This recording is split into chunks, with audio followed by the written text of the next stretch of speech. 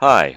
Today a short video blog of a trip with Suzuki on an off-road snowy land among wild meadows and deserted roads surrounded by beautiful scenery covered with freshly fallen snow.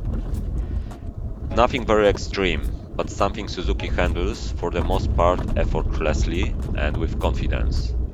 There was not a lot of snow, but still a lot of fun to leave your first race in the snow and feel freedom being surrounded by a virgin, snowy landscape.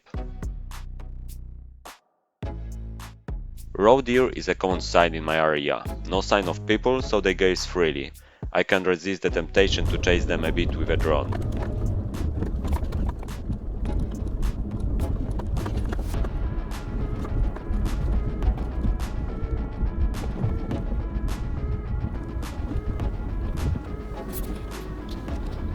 It's time to leave the great fields and head over to the first destination of today's trip.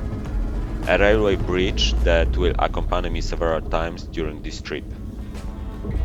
The first bumps. I must slow down, but nothing difficult for now, except I need to focus my attention for a moment.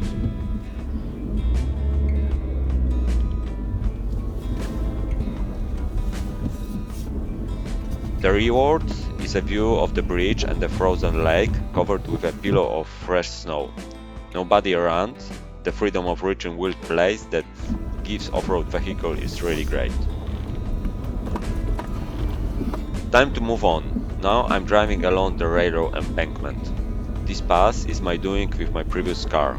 Earlier, there were some bushes here.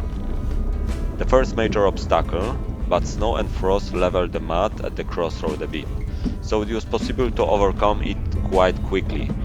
This place is not so easy in the spring.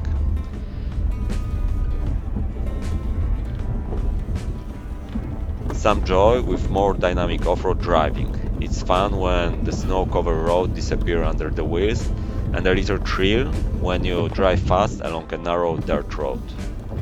Now a tricky place lies ahead of me. It looks innocent, but there is a lot of mud under the snow. This is center of the field and around there is nothing to reach. I thought I would ride on the top of a slightly frozen ground, but none of this. Beneath the snow, the ground didn't freeze, so as soon as I felt the car sink into the mud, I added a lot of throttle. The car kicked up some mud, but it had enough grip and managed to dig out to the firmer ground. The terrain began to be more inaccessible. The dirt road is heavily cut with deep ditches and limited by bushes on the one side. So I decided to take a small risk and turn into the plowed field. The ground is not frozen, so I can bury myself. Fortunately, snow provides an extra layer of protection against digging into the fresh soil. Clearing to the left. I'm completely off the road now, just not to encounter some hidden hole. Better not to go too fast. And this is real off-road, driving into virgin terrain where no one has driven in a long time, if ever. Unfortunately, there is a fence and a dead end. I have to go back.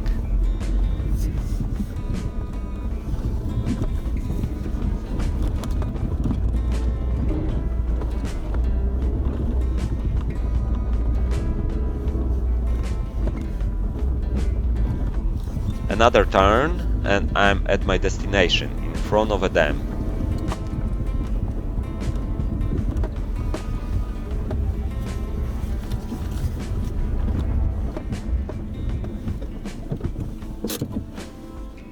Time to go back. This time I decided to drive most of the road in the field.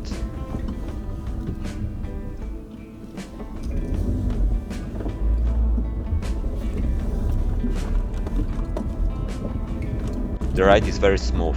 The wheels do not sink much. However, I avoid driving into my old tracks not to sink too deep.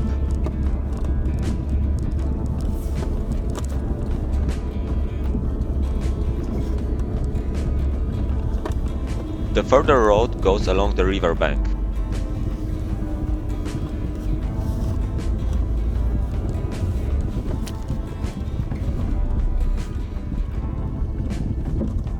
Ahead of me is a narrow corridor among bushes. No matter what maneuver I would do, I cannot avoid hearing the heart-breaking screech of branches moving over the car body. Piano Black doesn't like that definitely. Well, too late now to worry. I could cover the whole car with the foil before I drove into the bushes, for the first time, few years back. Fortunately, the silver body paint is rather unaffected by the smaller branches.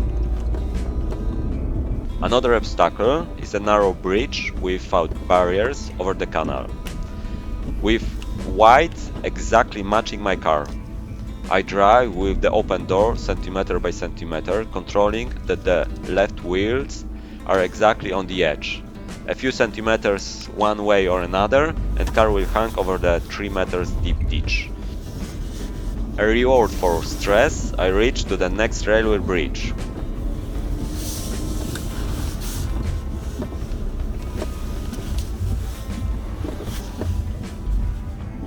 Winter views are stunning. In order to move further, I have to maneuver between the trees a bit. It's easy to hit any tree that hides behind the rear dead spot.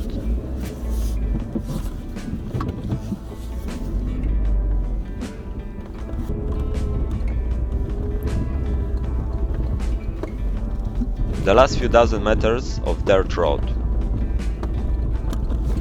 After driving under the bridge, a more civilized road begins, paved partly with cobblestone. A bit of satisfaction from running over freezing puddles and the sound of ice breaking beneath the wheels.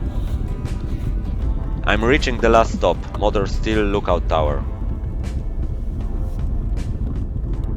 I say goodbye to the trip, crossing the road covered by the flooded stream. Not much of a challenge, there is maybe 10-15 centimeters of water. That's it for today. The whole trip took me around 4 hours. Let me know if you like this form and if I should post more similar or better off-road blogs. And what can I improve, of course. Thanks for watching.